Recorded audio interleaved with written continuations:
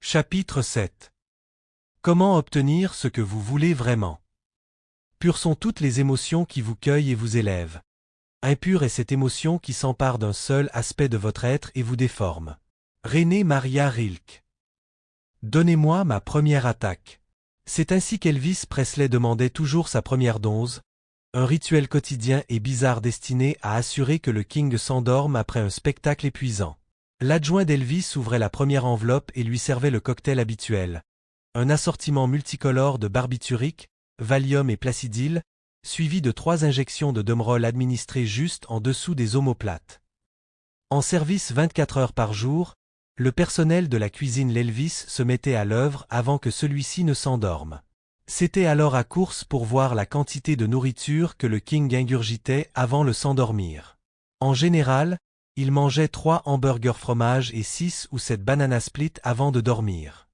Il arrivait souvent que ses adjoints devaient déloger des aliments restés coincés dans la trachée artère pour éviter qu'ils ne s'étouffent. Puis Elvis dormait pendant environ 4 heures. En s'éveillant, il était tellement mal en point qu'il devait se faire emmener jusqu'aux toilettes. Il demandait sa deuxième dose en tirant presque imperceptiblement sur la manche de son adjoint.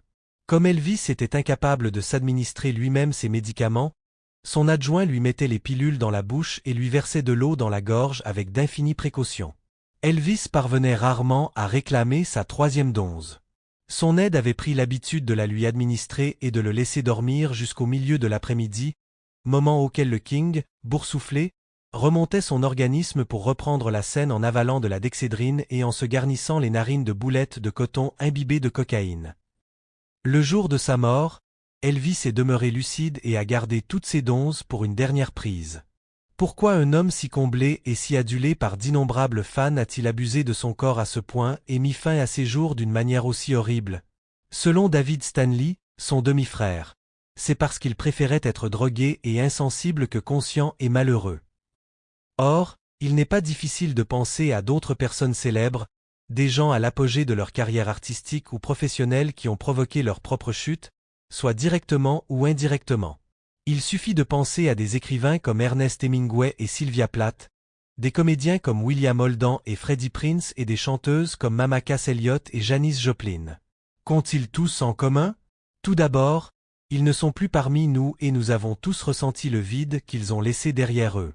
Ensuite, ils ont tous été victimes de la duperie qu'un jour, il y aura quelqu'un, quelque chose.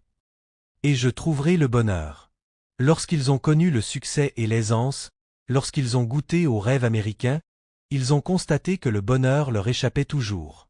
Ils se sont mis à poursuivre ce bonheur, engourdissant leur mal de vivre jusqu'à l'anéantissement avec des excès d'alcool, de tabac et de nourriture. Ils n'ont jamais découvert la véritable source du bonheur. La vie de ces artistes montre quelque chose que beaucoup de gens ne connaissent que trop bien. 1.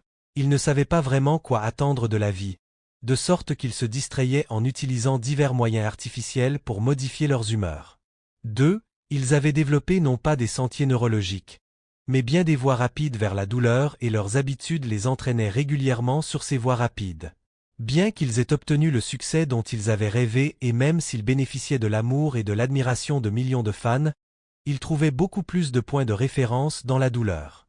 Devenus très habiles dans ce domaine, ils la trouvaient rapidement et sans effort, ayant pratiquement établi des lignes directes vers celle-ci. 3. Ils ne savaient pas comment s'y prendre pour se sentir à l'aise. Ils avaient besoin de recourir à quelque force extérieure pour parvenir à composer avec le présent. 4. Ils n'avaient jamais appris les rudiments pour diriger consciemment leur attention. Au lieu de prendre le contrôle des plaisirs et des douleurs qui les entouraient, ils se laissaient dominer par ceux-ci. Que voulez-vous? Demandez-vous ce que vous voulez réellement? Voulez-vous un mariage heureux et le respect de vos enfants? Voulez-vous beaucoup d'argent, des voitures sport, une entreprise florissante, une villa à la campagne? Voulez-vous voir le monde, découvrir des endroits exotiques et visiter des sites historiques de première importance? Voulez-vous être un musicien ou une célébrité, avec votre étoile sur Hollywood Boulevard et être l'idole de millions de fans?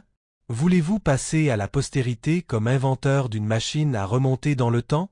Voulez-vous travailler avec Mère Teresa pour sauver le monde ou jouer un rôle déterminant dans la protection de l'environnement?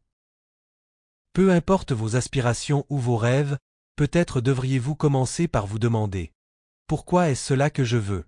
Ainsi, voulez-vous acheter des voitures de luxe parce que vous souhaitez par-dessus tout concrétiser le sentiment de réalisation de soi et jouir du prestige que vous pensez recueillir avec ces voitures? Pourquoi désirez-vous une vie familiale heureuse? Est-ce parce que vous pensez qu'elle sera faite d'amour, d'intimité, d'appartenance et de bonheur? Voulez-vous sauver le monde pour éprouver le sentiment d'avoir apporté quelque chose à vos semblables et d'avoir fait quelque chose de marquant? Bref, n'est-il pas vrai que ce que vous voulez vraiment, c'est modifier la façon dont vous vous sentez? Tout compte fait, vous voulez certaines choses ou certains résultats parce que vous les percevez comme des moyens de connaître les sentiments, les émotions ou les états d'esprit que vous désirez. Pourquoi vous sentez-vous bien lorsque quelqu'un vous embrasse? Est-ce le contact de vos lèvres avec celle de cette personne qui déclenche le sentiment de bien-être que vous éprouvez? Non, bien sûr. Si c'était le cas, embrassez votre chien et vous aurez le même plaisir. Toutes nos émotions ne sont que des rafales de tempêtes biochimiques dans notre cerveau et nous pouvons en déclencher à tout moment. Mais nous devons d'abord apprendre à les contrôler consciemment au lieu d'y réagir. La plupart de nos réactions émotives sont des réactions apprises face au monde extérieur. Nous en avons façonné délibérément quelques-unes, tandis que nous en avons découvert d'autres par hasard. Il suffit de prendre conscience de ces facteurs pour comprendre le pouvoir de nos états d'esprit. En fait, tout ce que nous faisons l'est pour éviter la douleur ou éprouver du plaisir, mais nous pouvons instantanément changer nos croyances qui mènent à la douleur ou au plaisir en redirigeant notre attention et en modifiant nos états psychiques, émotionnels et physiologiques. Comme je l'ai expliqué dans le 3e chapitre de mon livre intitulé Pouvoir illimité, un état peut se définir comme étant la somme de millions de phénomènes neurologiques qui se produisent en nous, c'est-à-dire tout ce qui nous arrive à un moment donné. La plupart de nos états s'instaurent sans intervention consciente de notre part. Un événement se produit, et nous y réagissons en nous mettant dans un état particulier. Qu'il soit fécond ou restrictif, cet état semble nous être généralement imposé sans que nous ne puissions le modifier. Ceux qui réussissent sont ceux qui savent se mettre eux-mêmes dans un état dynamisant. Vous est-il déjà arrivé de ne pas pouvoir vous souvenir du nom d'un ami ou de l'orthographe d'un mot très simple, maison par exemple? Pourquoi en étiez-vous incapable? Vous connaissiez pourtant ce nom ou l'orthographe de ce mot. Est-ce parce que vous êtes idiot? Non, mais parce que vous êtes dans un état d'esprit idiot. La différence entre agir bêtement et agir intelligemment n'est pas fondée sur des compétences, mais sur un état d'esprit ou un état physique à un moment donné. Que vous ayez le courage et la détermination de Marva Collins, l'élégance et le flair de Fred Astaire, la force et l'endurance de Nolan Ryan ou la sensibilité et l'intelligence d'Albert Einstein, vous ne réaliserez jamais votre promesse d'excellence si vous vous laissez continuellement sombrer dans des états négatifs. En revanche, si vous connaissez le secret pour accéder à vos états d'esprit les plus dynamisants, vous pouvez vraiment faire des merveilles.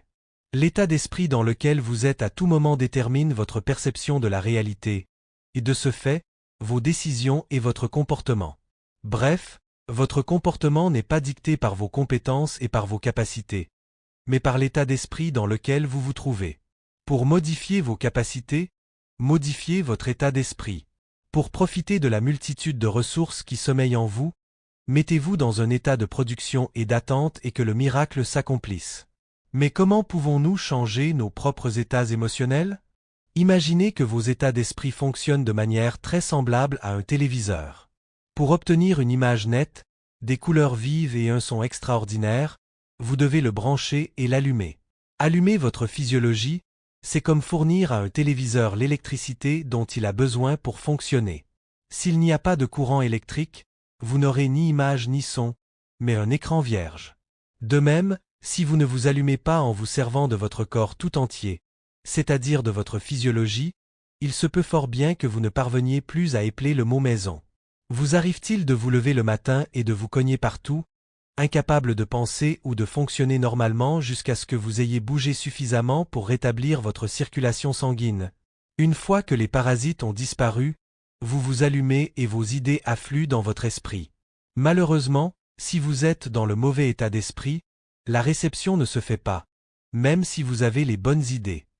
Bien entendu, lorsque vous êtes allumé, vous devez vous mettre sur la bonne chaîne pour obtenir ce que vous voulez. Mentalement, vous devez vous concentrer sur ce qui vous donne du pouvoir. Peu importe ce sur quoi vous vous concentriez, la chaîne que vous choisissez, vous sentirez les choses plus intensément. Et si vous n'aimez pas ce que vous faites, c'est peut-être le moment de changer de chaîne. Il existe d'innombrables façons de sentir et d'innombrables façons de considérer les choses. Si vous n'obtenez pas les résultats escomptés avec ce que vous faites, changez de chaîne et branchez-vous sur quelque chose qui vous procurera les sensations que vous avez toujours recherchées. Elles sont toutes à votre portée. Il suffit que vous choisissiez la bonne chaîne. Il existe deux grands moyens de changer votre état émotionnel. Vous pouvez modifier la façon dont vous utilisez votre corps ou modifier votre perspective, c'est-à-dire votre façon de voir les choses. La physiologie. Le pouvoir des mouvements. Voici l'une des choses les plus importantes que j'ai découvertes au cours des 10 dernières années. L'émotion est créée par le mouvement. Tout ce que nous ressentons résulte de la façon dont nous utilisons notre corps. Même les moindres changements dans nos expressions faciales et dans nos gestes modifieront notre façon de nous sentir, et de ce fait, la façon de nous évaluer, c'est-à-dire notre façon de penser et d'agir. Prenez quelques secondes pour faire avec moi quelque chose de ridicule. Imaginez que vous êtes un chef d'orchestre plutôt ennuyé et grave qui plie et déplie les bras de manière cadencée. Faites cela très lentement. Ne vous emballez pas. Bougez les bras comme si c'était une tâche routinière et faites en sorte d'avoir l'air de vous ennuyer. Notez ce que vous ressentez. Maintenant, ramenez les mains devant vous et frappez-les vivement l'une contre l'autre, puis ouvrez grand les bras, le plus rapidement possible, tout en faisant un grand sourire. Allez de plus en plus vite en ajoutant l'expression vocale d'un son strident et explosif, le mouvement de l'air qui vous traverse la poitrine, la gorge et la bouche. Tout cela modifiera la façon dont vous vous sentez encore plus radicalement. Le mouvement et la vitesse que vous avez créés, tant dans tout votre corps que dans vos cordes vocales, changeront instantanément la façon dont vous vous sentez. Toute émotion que vous ressentez est spécifiquement liée à une physiologie particulière. Votre posture, votre respiration, l'évolution de vos mouvements, votre expression faciale. Dans le cas de la dépression, cela est évident. Dans Pouvoir illimité, j'ai parlé des caractéristiques physiques de la dépression, c'est-à-dire la concentration du regard, la façon de se tenir. Une fois que vous aurez appris comment vous servir de votre corps lorsque vous serez dans certains états émotionnels, vous pourrez revenir à ces états émotionnels ou les éviter, en modifiant tout simplement votre physiologie. Cependant, la plupart d'entre nous se limitent à quelques schémas physiologiques habituels. Nous les appliquons de manière automatique, sans nous rendre compte de l'influence importante qu'ils ont sur notre comportement d'un moment à un autre. Nous avons tous plus de 80 muscles différents dans notre visage et si ces muscles s'habituent à exprimer de la dépression, de l'ennui ou de la frustration, ce schéma particulier des muscles de notre visage se met littéralement à nous dicter nos états émotionnels, sans parler de nos caractéristiques physiques. Je demande toujours aux personnes qui prennent part à mon séminaire That With Destiny de noter toutes les émotions qu'elles éprouvent au cours d'une semaine normale. Malgré le très grand nombre de possibilités, j'ai constaté qu'elles en notent en moyenne moins d'une douzaine. Pourquoi? Parce que la plupart des gens présentent des schémas physiologiques limités qui entraînent des schémas d'expression limités. Type d'émotion qu'une personne ressent généralement au cours d'une semaine. Stress, frustration, colère, insécurité, solitude, ennui, détresse, bonheur, soulagement, amour, excitation, joie. C'est là un échantillon de choix émotionnels très restreint lorsqu'on pense aux milliers d'états agréables que peut ressentir une personne. Prenez soin de ne pas vous limiter à une liste aussi courte. Je vous suggère de goûter à une gamme d'émotions beaucoup plus vaste. Essayez de nouvelles choses et entretenez un palais plus raffiné. Pourquoi n'essayez-vous pas de ressentir plus d'enthousiasme, de fascination, de gaieté, d'entrain, de séduction, de sensualité, de désir, de gratitude, d'émerveillement, de curiosité, de créativité, de talent, d'assurance, d'audace, de considération, de gentillesse, de douceur, d'humour. Vous pouvez même dresser une longue liste de votre cru. Vous pouvez connaître toutes ces sensations en modifiant simplement la façon dont vous vous servez de votre corps. Vous pouvez vous sentir fort, vous pouvez sourire, vous pouvez tout changer instantanément en éclatant de rire. N'avez-vous jamais entendu ce vieil adage? Un jour tu repenseras à tout cela et tu en riras. S'il est vrai, pourquoi n'essayez-vous pas tout de suite de repenser à certaines choses et d'en rire? Pourquoi attendre? Réveillez votre corps. Apprenez à toujours vous mettre dans des états physiques agréables, peu importe ce qui arrive. Comment? Créez de l'énergie par la façon dont vous pensez et repensez à une chose, puis vous modifierez à l'avenir les sensations que vous associez à cette situation. Si vous utilisez sans cesse votre corps pour exprimer vos faiblesses, par exemple si vous avez toujours les épaules voûtées ou si vous marchez comme si vous étiez épuisé, vous vous sentirez fatigué. Comment pourrait-il en être autrement? Votre corps mène vos émotions. Votre état émotionnel se met alors à influencer votre corps, et vous vous trouvez pris dans un cercle vicieux. Voyez par exemple la façon dont vous êtes assis présentement. Redressez-vous et faites en sorte que votre corps génère plus d'énergie alors que vous continuez non seulement à lire, mais aussi à maîtriser les principes que vous découvrez. Que pouvez-vous faire immédiatement pour modifier votre état d'esprit, et de ce fait, pour changer vos sentiments et la façon dont vous agissez? Prenez de grandes respirations en inspirant par le nez et en expirant par la bouche.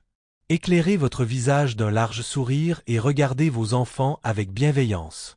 Si vous désirez véritablement changer votre vie, engagez-vous, pendant les 7 prochains jours, à vous regarder dans un miroir pendant 1 minute, et ce, 5 fois par jour en souriant jusqu'aux oreilles. Vous vous sentirez sans doute très ridicule, mais n'oubliez pas que, grâce à ce geste, vous stimulerez constamment un mécanisme particulier dans votre cerveau, et vous ouvrirez ainsi une voie neurologique vers le plaisir que vous prendrez l'habitude d'emprunter. N'attendez pas. Faites-le, et avec plaisir. Mieux encore, sortez et sautez à la corde au lieu de faire du jogging. Le saut à la corde est un moyen remarquablement efficace de modifier votre état d'esprit pour 4 raisons. 1. C'est un excellent exercice. 2. Pour votre organisme, c'est un exercice moins contraignant que le jogging. 3. Vous ne pourrez pas garder sur votre visage un masque sérieux. 4. Vous divertirez toutes les personnes qui vous apercevront. Vous changerez même l'état d'esprit de ces personnes en les faisant rire ou sourire. Le rire est tellement efficace. Mon fils Joshua a un copain, Matt, qui a le rire tellement facile qu'il en devient contagieux. Dès qu'on l'entend rire, on se met à rire aussi. Si vous souhaitez vraiment améliorer votre vie, apprenez à rire. En plus de vos 5 sourires quotidiens devant le miroir, laissez-vous aller à rire sans raison 3 fois par jour pendant 7 jours. Un sondage effectué récemment par le magazine Entertainment Weekly a montré que 82% des gens qui vont au cinéma veulent rire, 7% veulent pleurer et 3% veulent crier. Cela devrait vous donner une idée de l'importance que nous donnons au rire par rapport à de nombreuses autres choses.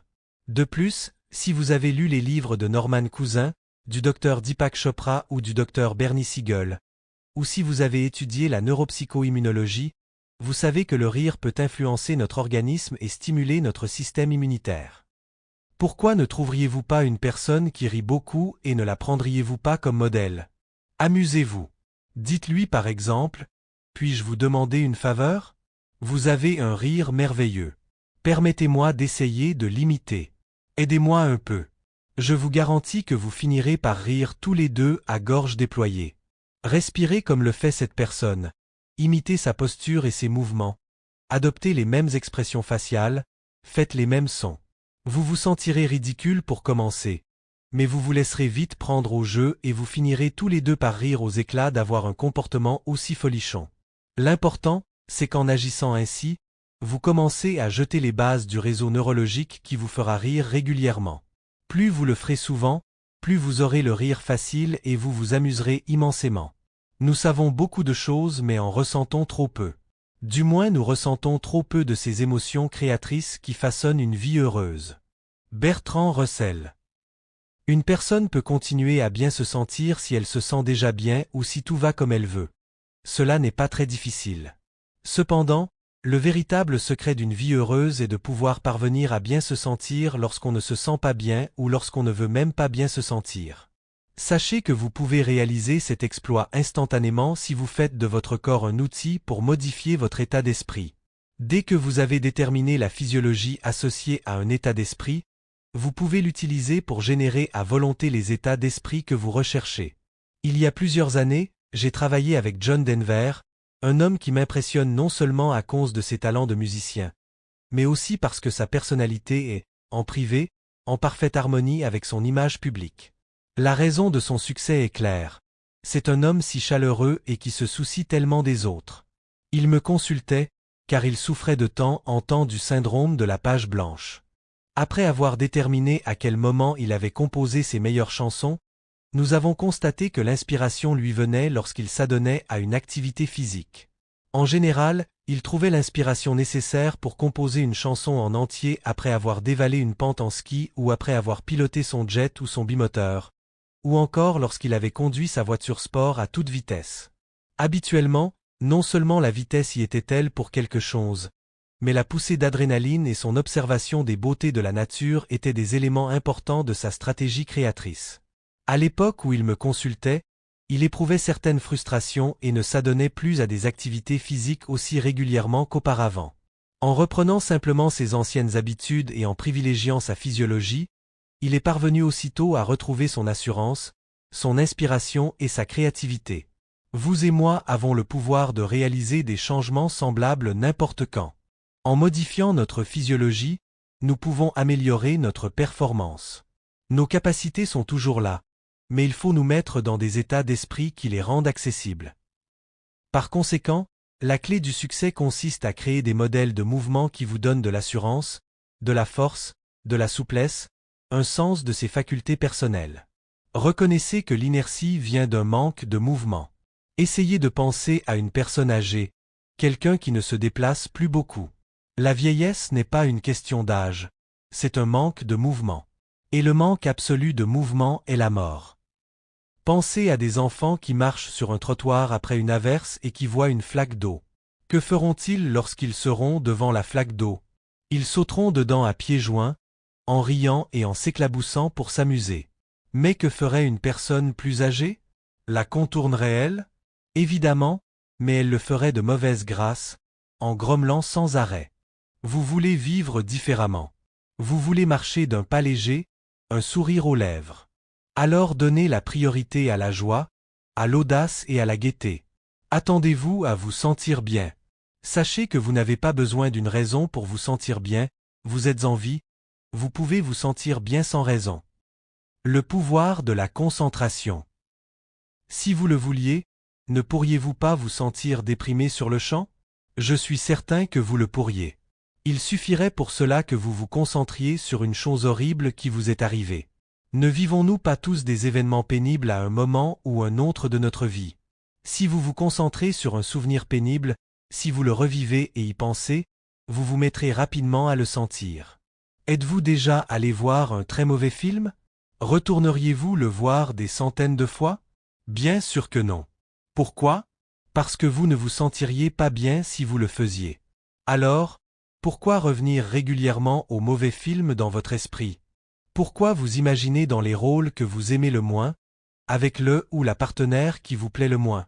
Pourquoi revivre sans cesse vos échecs en affaires ou les conséquences d'une mauvaise décision sur le plan professionnel?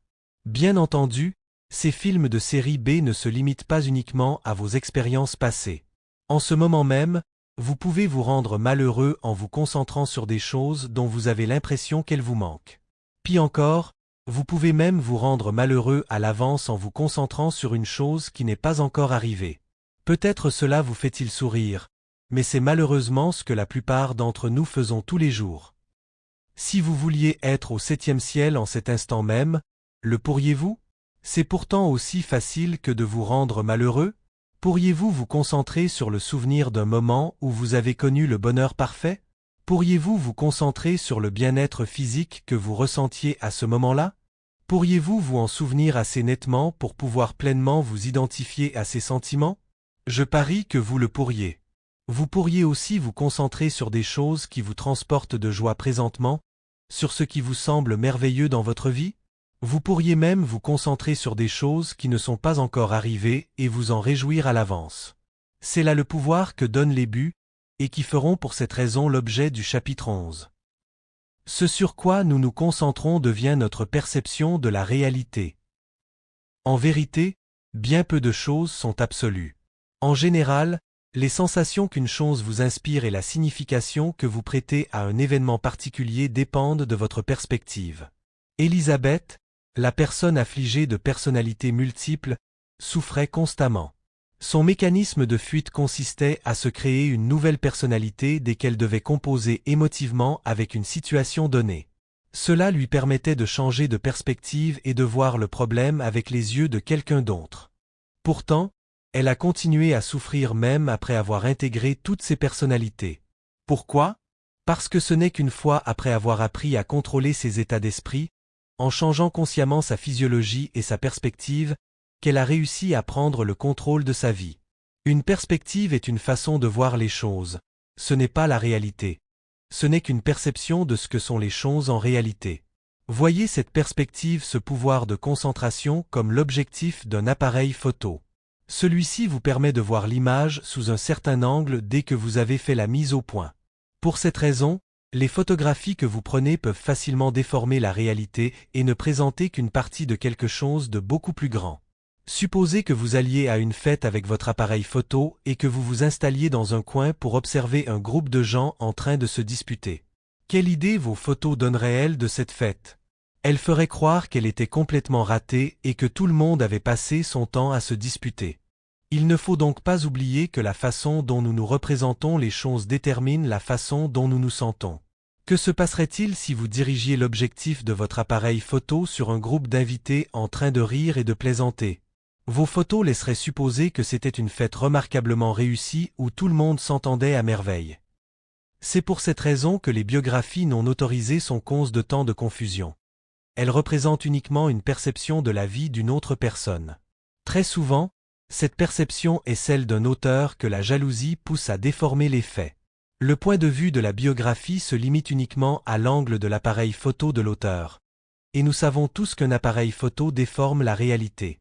En effet, un gros plan peut faire paraître une chose plus grosse qu'elle ne l'est en réalité. Pour reprendre les paroles de Ralph Waldo Emerson, nous voyons tous chez les autres ce que nous portons dans notre cœur.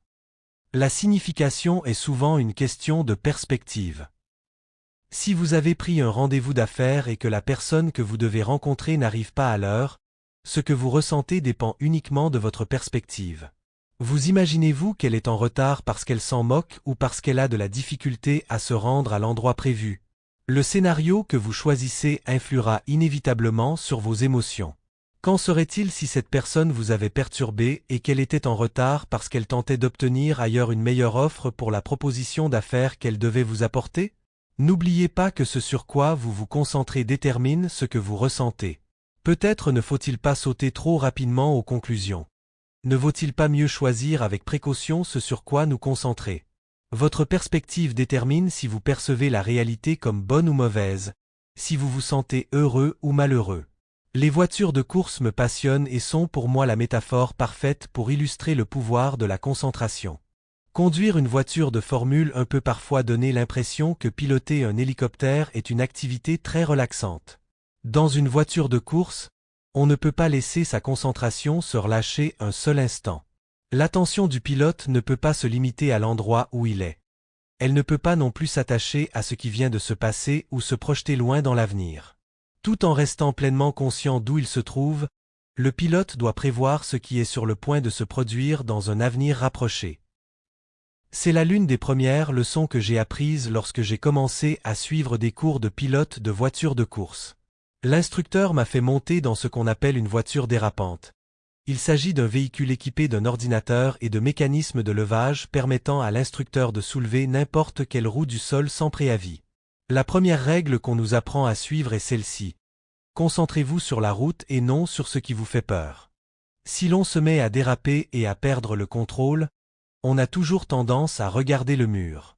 Et si on se concentre sur celui-ci, c'est exactement là qu'on finit par aboutir. Les pilotes savent qu'on va à l'endroit que l'on regarde. On se déplace dans la direction sur laquelle on se concentre. Ainsi, s'ils résistent à la peur, s'ils ont confiance et s'ils se concentrent vers la direction où ils veulent aller, leurs agissements les conduisent dans cette direction. Et s'ils peuvent s'en sortir, ils s'en sortent. Mais ils n'ont aucune chance s'ils se concentrent sur ce qui leur fait peur. Les gens disent toujours « Qu'importe si l'on va vers la catastrophe de toute façon ?» Sachez que vous augmentez vos chances en vous concentrant sur ce que vous voulez. Il est toujours dans votre intérêt de vous concentrer sur la solution. Si vous roulez à trop grande vitesse dans la direction d'un mur, vous concentrez sur le problème juste avant. La catastrophe ne vous aidera en aucune façon. Lorsque l'instructeur m'a expliqué cela pour la première fois, j'ai fait signe que oui et j'ai pensé. Bien sûr, je sais tout cela. Après tout, c'est exactement ce que j'enseigne moi-même.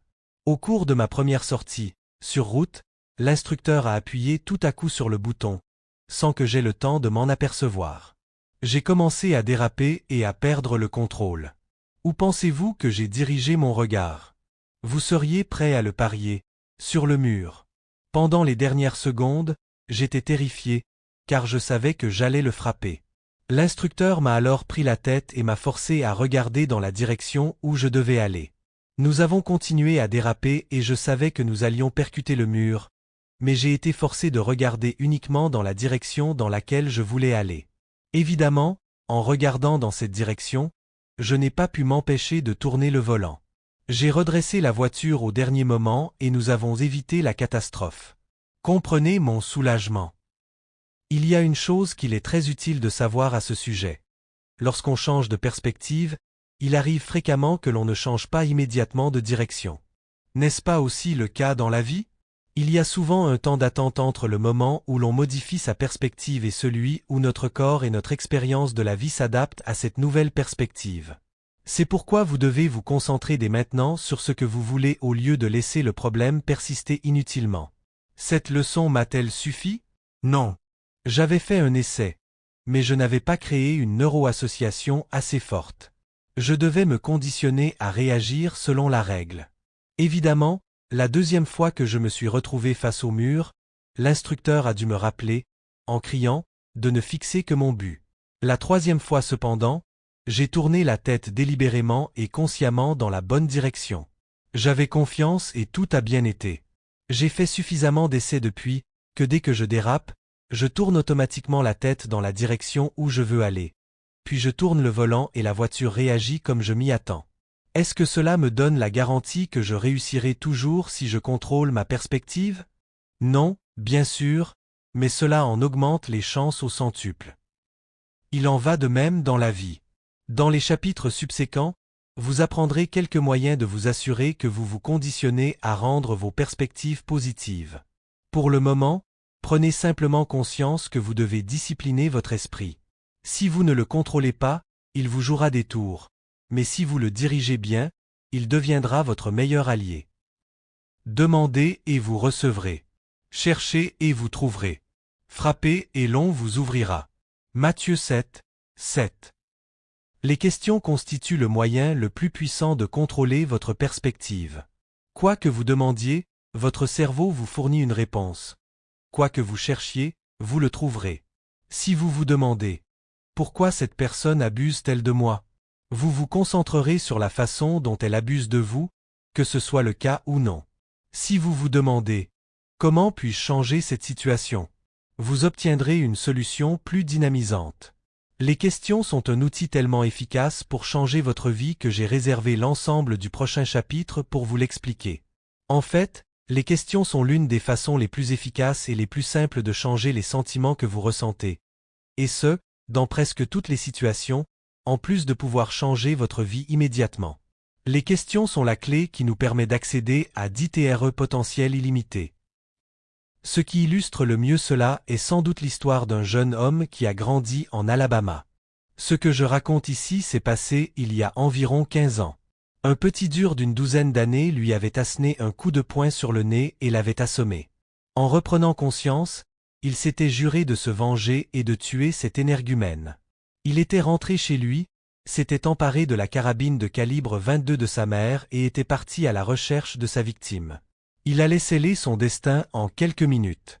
Une fois son assaillant à portée de son arme, il aurait simplement pu faire feu et le faire disparaître à jamais. À cet instant pourtant, il s'est posé une question. Que m'arrivera-t-il si j'appuie sur la gâchette? Une autre image s'est fixée dans son esprit. Une image aussi pénible qu'on puisse l'imaginer. Pendant la fraction de seconde qui allait lui faire prendre l'une ou l'autre de deux directions très différentes, il a visualisé avec une effroyable clarté ce que serait sa vie en prison. Il s'est imaginé les nuits blanches qu'il devrait passer pour empêcher les autres détenus de le violer. La souffrance potentielle était beaucoup plus grande que le plaisir que lui donnerait sa revanche. Il a visé un arbre et fait feu. Ce jeune homme était Bo Jackson et il décrit cette scène dans sa biographie. Il ne fait aucun doute qu'à ce point tournant de sa vie, la douleur associée à la prison était une force beaucoup plus efficace que le plaisir qu'il pensait éprouver à tuer son camarade de classe. Un changement de perspective, une décision entre la douleur et le plaisir a fait la différence entre un garçon sans avenir et l'un des plus grands athlètes de notre époque. Comme l'archer fait ses flèches bien droites, le maître dirige ses pensées qui dévient du droit chemin. Bouddha. Ce n'est pas tant l'objet que la perspective. L'ouverture sur le monde repose sur l'information que nous transmettent nos cinq sens cependant, nous avons tous tendance à privilégier un sens en particulier, ou en d'autres termes, une modalité. Ainsi, certaines personnes sont surtout influencées par ce qu'elles voient. Leur système visuel semble dominer. Pour d'autres, les bruits sont les déclencheurs d'événements les plus extraordinaires. Et pour d'autres encore, ce sont les émotions qui sont à la base de tout. Dans chacun de ces modes d'ouverture, cependant, il existe des éléments spécifiques visuels, sonores ou sensoriels que nous pouvons modifier pour accroître ou atténuer nos expériences de la vie.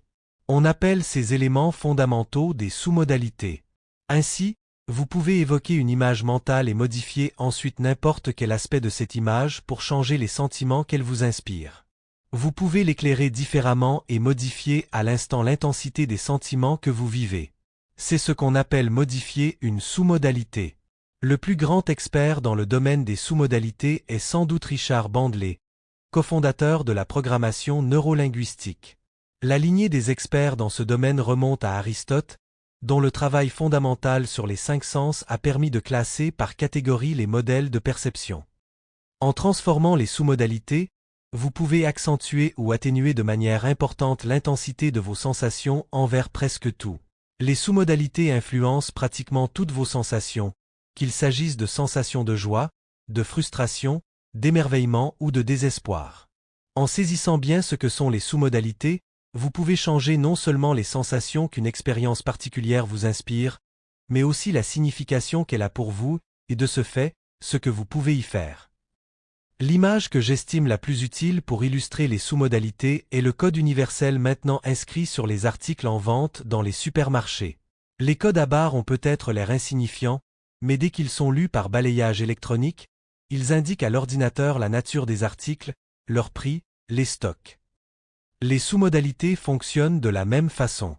Lorsqu'elles sont passées au scanner de l'ordinateur qu'est notre cerveau, celui-ci peut déterminer de quoi il s'agit, ce qu'il doit ressentir et ce qu'il doit faire. Vous disposez de vos propres codes à barres et bon nombre d'entre eux feront, plus loin dans ce livre, l'objet de questions que vous devez vous poser afin de déterminer lesquelles utiliser. Ainsi, si vous avez tendance à vous concentrer sur des modalités visuelles, le plaisir que vous procure un souvenir particulier découle sans doute directement de la taille, de la couleur, de l'éclat, de la distance et du mouvement évoqué par l'image. Si vous vous représentez ce souvenir en y incluant des sous-modalités auditives, les sentiments que vous éprouvez dépendent alors du volume, du rythme, du ton, de la tonalité et d'autres facteurs semblables. Avant de se sentir motivé, par exemple, certaines personnes doivent commencer par se brancher sur une chaîne particulière. Si leur chaîne préférée est visuelle, une situation leur inspire une plus forte intensité émotionnelle lorsqu'elle se concentre sur ces éléments visuels. Pour d'autres personnes, ce sont les éléments auditifs ou kinesthésiques. Pour d'autres encore, la meilleure combinaison fonctionne comme un cadenas à combinaison. Elles doivent d'abord aligner la combinaison visuelle, puis la combinaison auditive et enfin, la combinaison kinesthésique. Pour que le cadenas se déverrouille, les trois composantes doivent être bien alignées dans l'ordre voulu. Lorsque vous aurez pris conscience de cela, vous vous rendrez compte que les gens utilisent constamment des mots qui vous indiquent la chaîne et les sous-modalités qu'ils écoutent. Notez les mots qu'ils utilisent pour décrire leurs expériences et prenez-les littéralement. Dans les deux phrases précédentes, j'ai utilisé qu'ils écoutent et notez les mots, qui sont clairement des exemples d'éléments auditifs. Combien de fois avez-vous entendu des gens dire « Je ne peux pas m'imaginer faire cela ». En parlant ainsi, ils vous exposent leurs problèmes. S'ils s'imaginaient en train de faire cette chose, ils se mettraient dans un état qui leur donnerait la sensation qu'ils en sont capables. Peut-être quelqu'un vous a-t-il déjà dit « vous exagérez les choses hors de toute proportion. Si vous êtes vraiment bouleversé, la personne qui vous dit cela pourrait avoir raison. Il se peut que vous partiez d'images mentales que vous grossissiez, ce qui a tendance à intensifier vos sensations. Si quelqu'un dit « cela me pèse beaucoup », vous pouvez aider cette personne à prendre les choses avec plus de facilité et à se mettre ainsi dans un état d'esprit plus approprié pour composer avec la situation. Si quelqu'un dit « je vais tout simplement faire la sourde oreille », vous devez amener cette personne à se rebrancher pour qu'elle puisse changer d'état d'esprit. Notre faculté à modifier ce que nous ressentons dépend de notre faculté à modifier nos sous-modalités.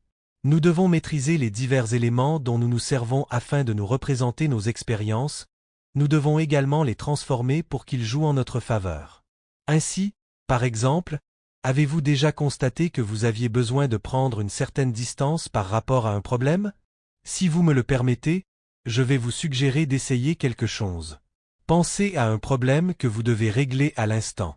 Représentez-vous ce problème et imaginez ensuite que vous vous en dissociez de plus en plus. Prenez du recul et examinez-le dans une nouvelle perspective. L'intensité de vos émotions s'est-elle modifiée? La plupart des gens constatent que leurs émotions s'atténuent. Qu'en est-il maintenant si l'image devient plus floue ou plus éloignée?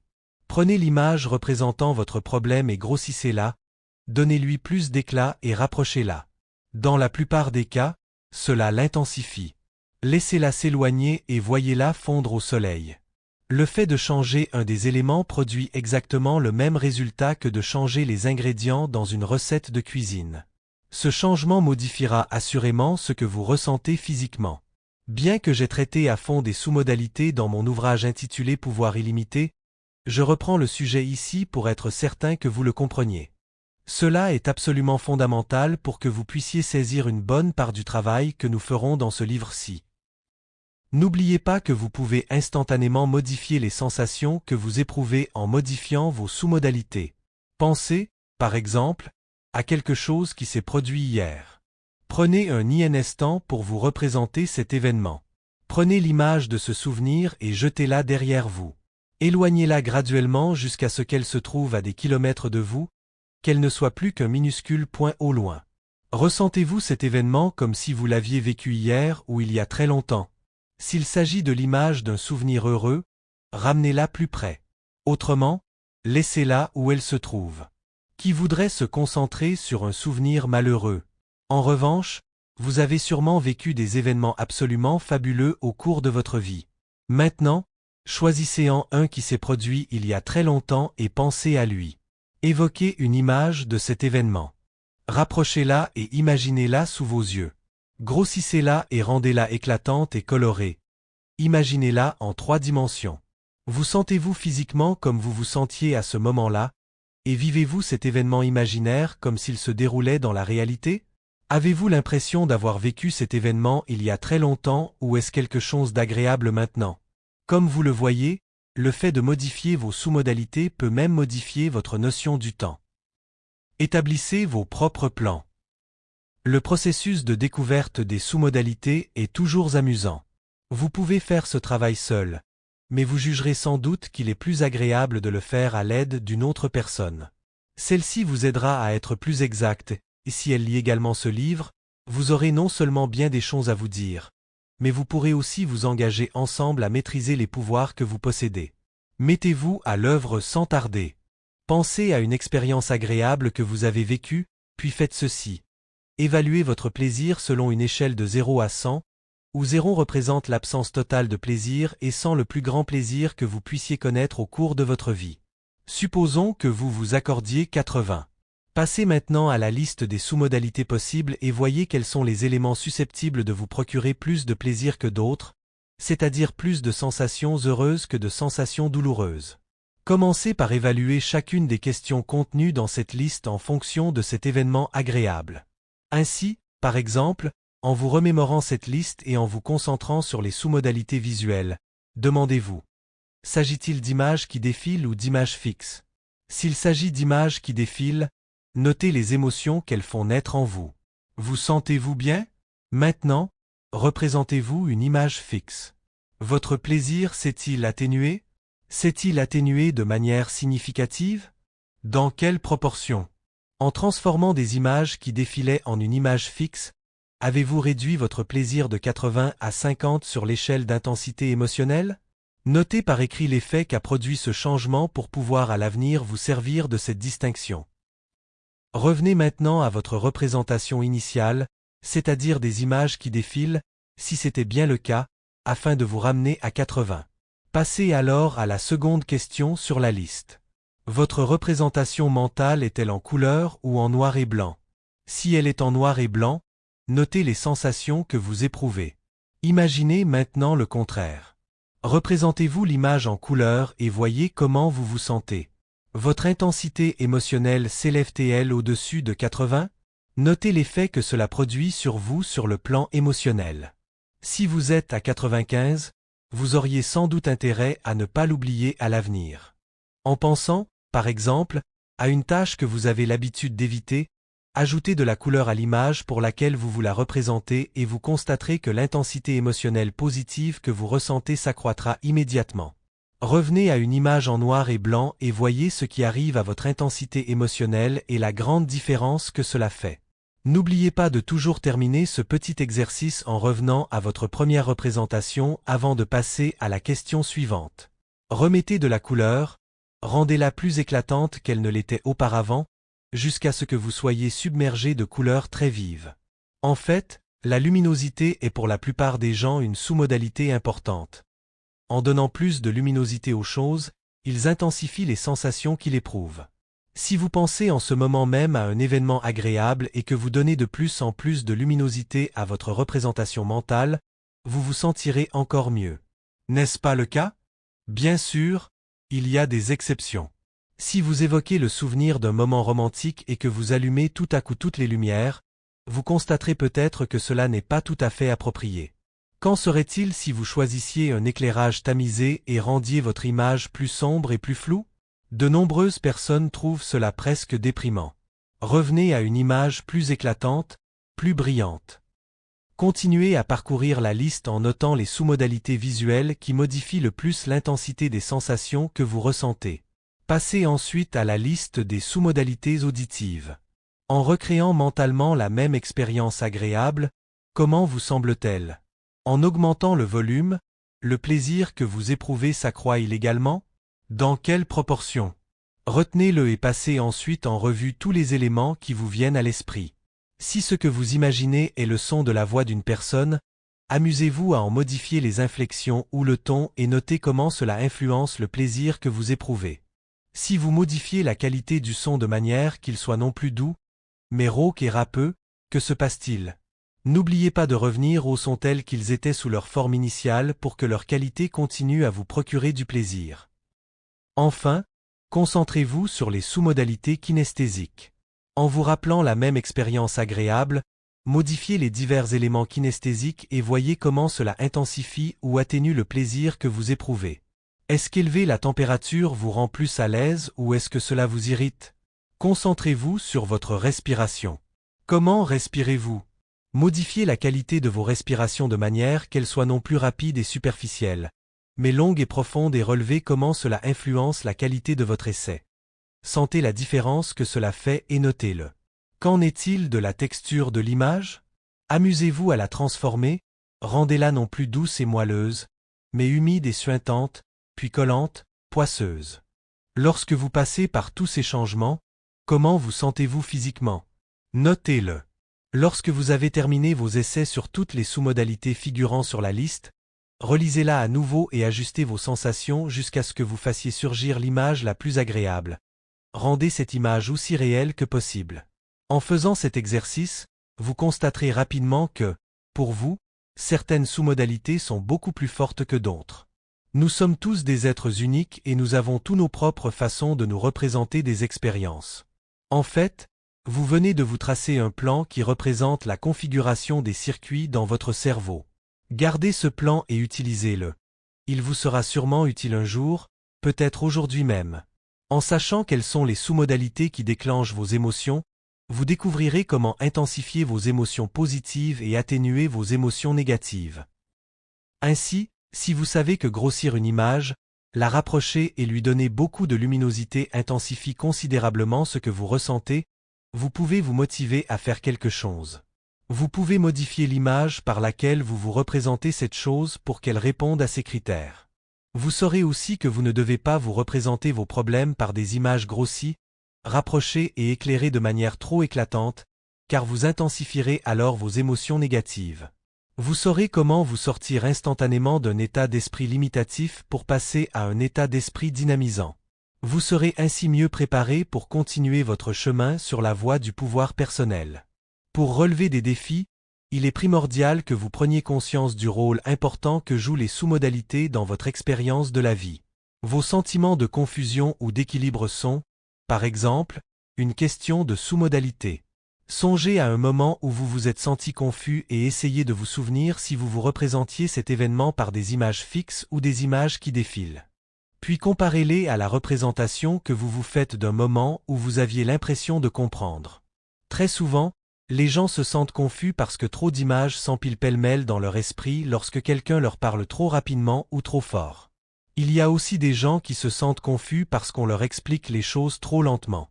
Ces personnes ont besoin de se représenter les choses sous forme d'images qui défilent pour voir comment elles sont reliées les unes aux autres.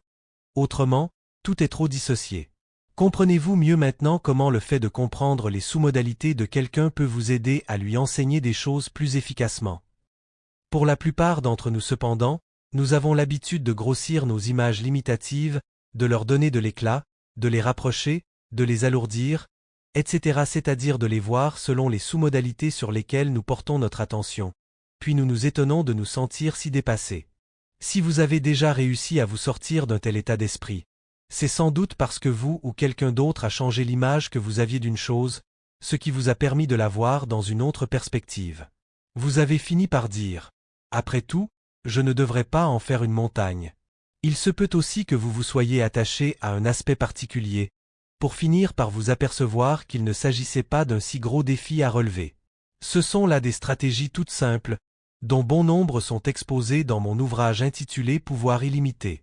Mon but dans ce chapitre est de stimuler votre intérêt et de vous faire prendre pleinement conscience des sous-modalités. Changez vos états d'esprit et vous changerez votre vie.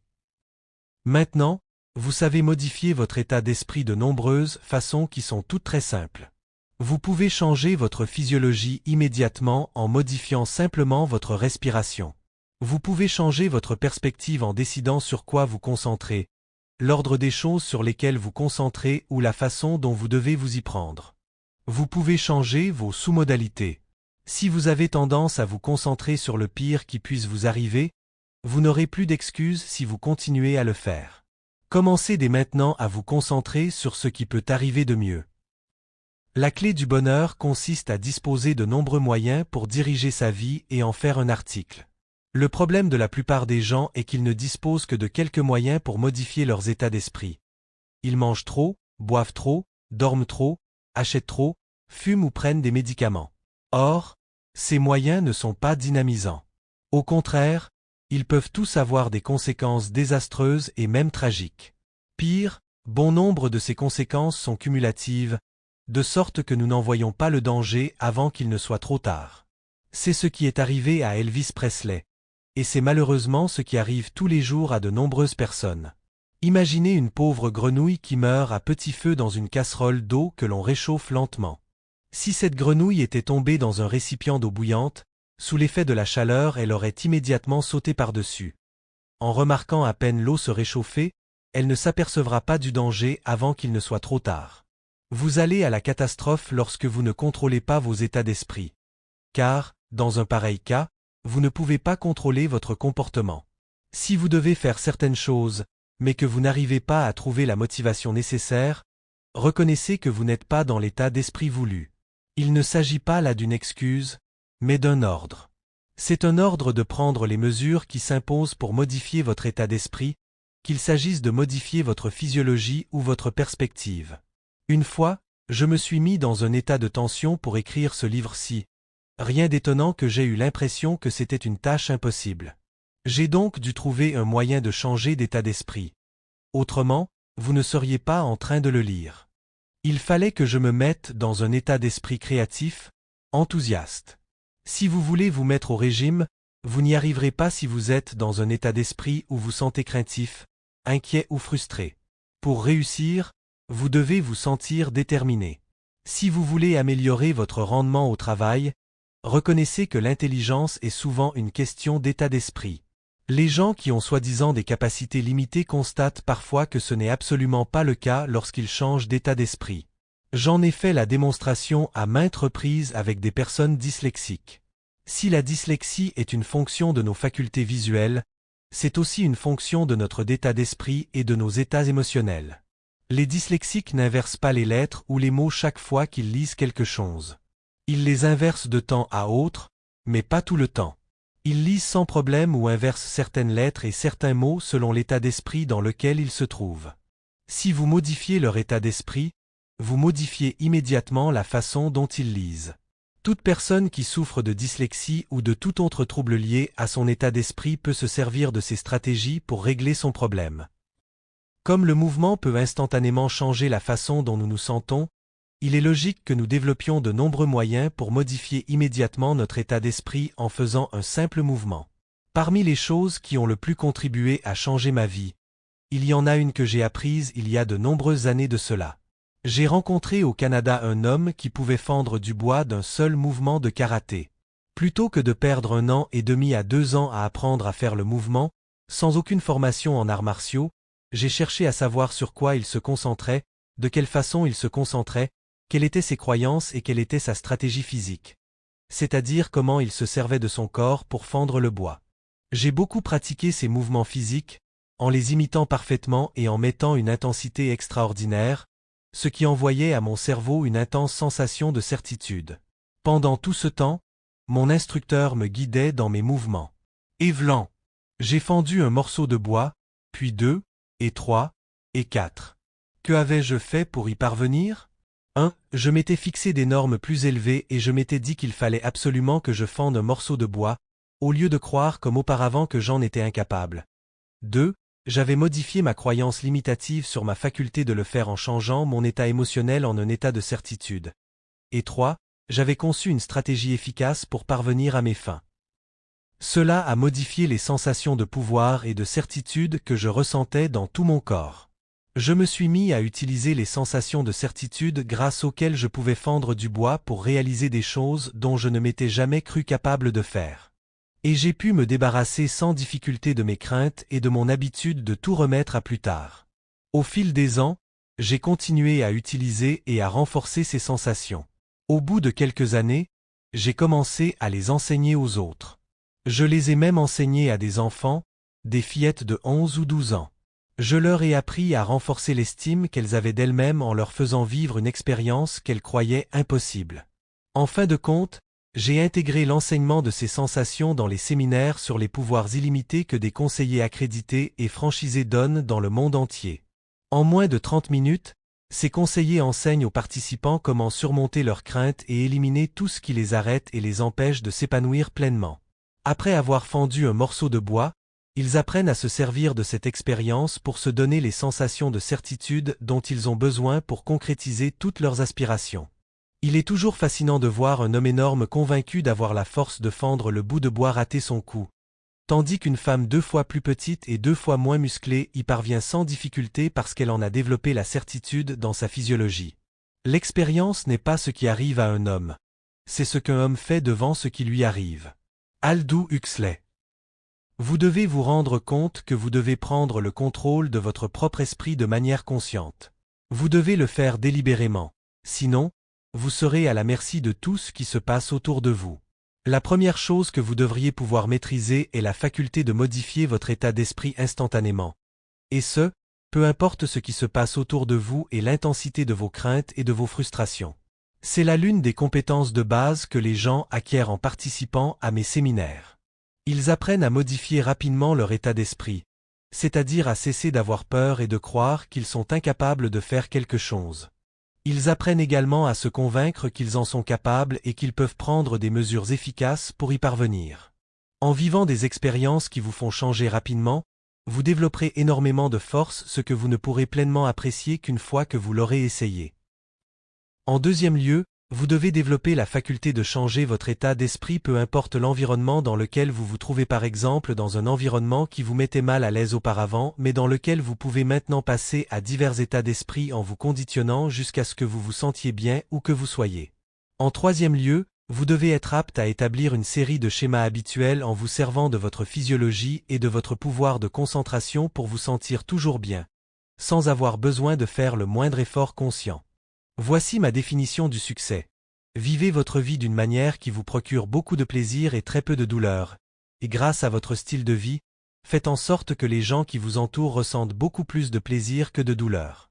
Une personne qui a réalisé beaucoup de choses, mais qui souffre toujours de détresse émotionnelle ou qui est constamment entourée de personnes malheureuses n'est pas quelqu'un qui a véritablement réussi sa vie.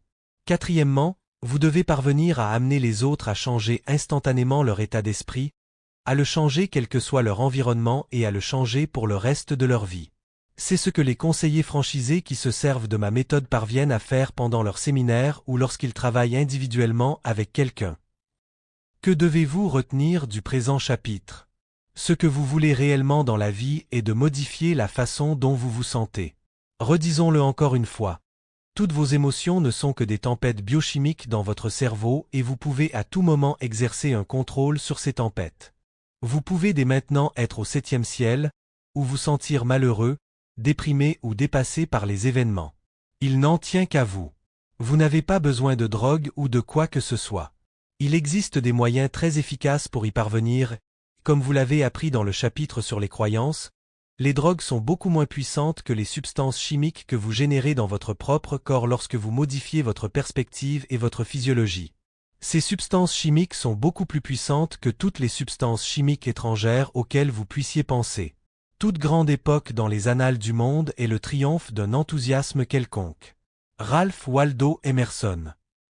Savez-vous quoi faire pour vous sentir bien? Un jour que j'allais à Toronto pour affaires, je me souviens de m'être senti physiquement stressé parce que j'avais très mal au dos. Lorsque l'avion a commencé sa descente vers l'aéroport, je me suis mis à penser à ce que je devais faire en arrivant à l'hôtel. Il serait déjà 22h30 et je devais me lever très tôt le lendemain matin pour faire un séminaire. Je me disais que je pourrais manger quelque chose, après tout je n'avais rien avalé de la journée. Mais il était très tard. Je pouvais aussi mettre de l'ordre dans mes papiers et regarder les nouvelles. Tout à coup, je me suis rendu compte que toutes ces choses n'étaient que des stratégies pour oublier mes maux de dos et me sentir bien. Pourtant, rien de cela ne me tentait beaucoup. Je devais allonger ma liste de moyens pour me sentir bien sans tenir compte de l'heure ni du lieu où j'étais. Savez-vous quoi faire pour vous sentir bien? Cette question vous semble bien idiote, n'est-ce pas? Pourtant, disposez-vous de moyens concrets et efficaces qui vous permettent de vous sentir bien immédiatement? Pouvez-vous arriver à vous sentir bien sans avoir recours à la nourriture, à l'alcool, aux médicaments, aux cigarettes ou à quelque autre substance qui crée une dépendance? Je suis certain que vous disposez de quelques moyens, mais complétons cette liste. Identifions dès maintenant quelques-uns des choix positifs que vous pouvez faire pour vous sentir bien.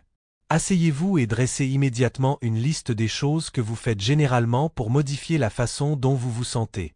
Et puisque vous y êtes, pourquoi n'ajoutez-vous pas quelques nouveaux éléments que vous n'avez pas encore essayés, mais qui pourraient modifier de manière certaine votre état d'esprit? Ne vous arrêtez pas avant d'avoir noté au moins 15 moyens de vous sentir bien instantanément. Idéalement, vous en noterez 25. C'est d'ailleurs un exercice que vous voudrez peut-être refaire jusqu'à ce que vous ayez noté des centaines de moyens. Lorsque j'ai dressé ma propre liste, j'ai découvert que faire de la musique est l'un des moyens les plus efficaces de changer rapidement la façon de se sentir. La lecture est un autre moyen qui me permet de bien me sentir instantanément, car c'est une activité qui me force à me concentrer sur autre chose. Et j'aime apprendre, j'aime particulièrement lire des choses instructives, des choses que je peux immédiatement appliquer. Changer les mouvements de mon corps constitue aussi un moyen dont je peux me servir instantanément pour me sortir d'un état limitatif et passer à un état plus dynamisant. Faire de l'exercice en écoutant de la musique, sauter sur une trampoline, courir 8 km ou faire des longueurs dans une piscine. Voici quelques autres moyens que je juge efficaces. Danser, chanter en écoutant mon disque au laser préféré, regarder une comédie, assister à un concert, écouter des cassettes instructives. Me relaxer dans le jacuzzi, prendre un bain chaud, faire l'amour avec ma femme. Prendre un repas en famille au cours duquel nous discutons de ce qui compte le plus pour nous. Serrer et embrasser mes enfants, serrer et embrasser Becky. Aller avec Becky voir un film qui nous émeut jusqu'aux larmes. Créer un nouveau projet, une nouvelle entreprise, un nouveau concept. Perfectionner ou améliorer quelque chose qui m'occupe présentement. Créer quelque chose, raconter des blagues à des amis, faire n'importe quoi qui me donne l'impression que j'apporte ma contribution au reste du monde. Faire un séminaire, plus particulièrement un séminaire de grande envergure, l'une de mes sous-modalités préférées. Rafraîchir mes souvenirs en relatant avec réalisme dans mon journal une expérience merveilleuse que j'ai vécue récemment ou il y a longtemps. Si vous n'avez pas de plan pour éprouver du plaisir, vous éprouverez de la douleur. Le secret ici est de dresser une très longue liste de moyens pour vous sentir bien. Ainsi, vous n'aurez pas besoin de recourir à des moyens destructeurs. Si vous associez la douleur à des habitudes destructrices et de plus en plus de plaisir à tous les moyens qui figurent sur votre liste et qui vous donnent plus de force, vous découvrirez que ces moyens sont presque toujours à votre portée. Faites de cette liste une réalité. Faites-vous un plan pour éprouver du plaisir tous les jours. Ne comptez pas vous sentir bien comme par magie. Planifiez de vous sentir bien. Faites de la place au plaisir. Nous parlons ici de conditionner votre système nerveux, votre corps et votre esprit pour qu'ils cherchent constamment à voir comment tout ce qu'il y a dans votre vie vous fait du bien. N'oubliez pas que si vous continuez à privilégier un schéma émotionnel limitatif, c'est parce que vous vous servez de votre corps d'une manière habituelle et continuez à considérer toute chose dans une perspective qui vous prive de pouvoir. Si c'est votre perspective que vous devez changer, il existe un outil extraordinaire qui peut vous permettre de la changer instantanément. Fin du chapitre 7. Retrouvez-moi dans les prochaines vidéos pour les chapitres suivants afin de continuer la lecture de notre livre. Les liens en commentaire et en description.